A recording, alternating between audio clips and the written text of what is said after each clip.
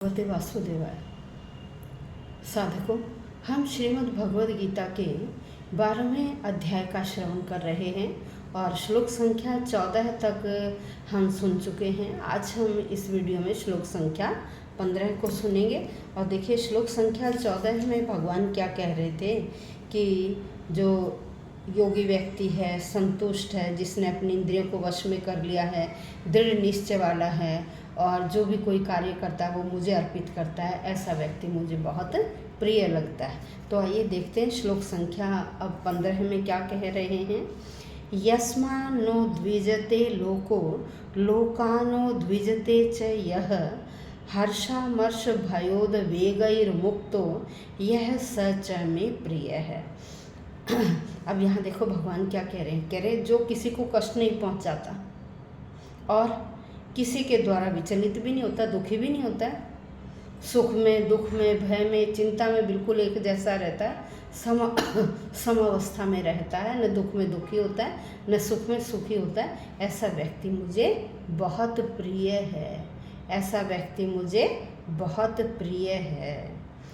कह रहे यस्मात् न उद्विजते, जो कभी किसी को कष्ट नहीं पहुंचाते।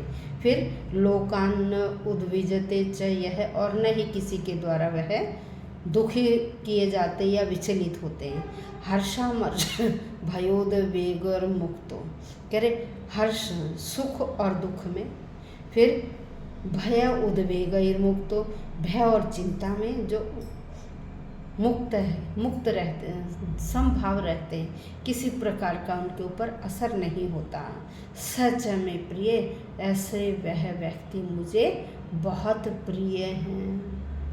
अब देखिए, भक्त को न तो किसी तरह की कोई चिंता होती है, न कष्ट होता है, वह तो संतुष्ट रहता है, सब पर दया करता है।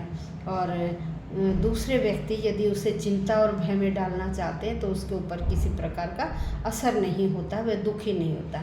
न वह कोई खुशी का मौका आए तो वह इतना ज़्यादा खुश भी नहीं होता, दुख आए तो वह दुख में भी विचलित नहीं होता।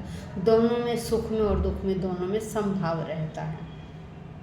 फिर कह रहे हैं कि देखिए, भगवान की कृपा से वह व्यक्ति कभी भी दुखी नहीं, विचलित नहीं होता। जैसे भी सिचुएशन आए वह उसको बड़े आराम से पार कर लेता है। भगवान अपने भक्त को कभी विचलित नहीं होने देते। वह देखता है कि अन्य व्यक्ति इंद्रिय तृप्तियों में लगे हुए, इंद्रियों की भोगों की ओर भाग रहे हैं, लेकिन वह जो भक्त है वह इंद्रिय तृप्ति से बिल्कुल संतुष्ट रहता है। वह उस तरफ भागता नहीं है। न उसमें किसी से, कोई व्यक्ति यदि उसका बुरा करता है तो उसमें किसी व्यक्ति से बदले की भावना भी नहीं होती।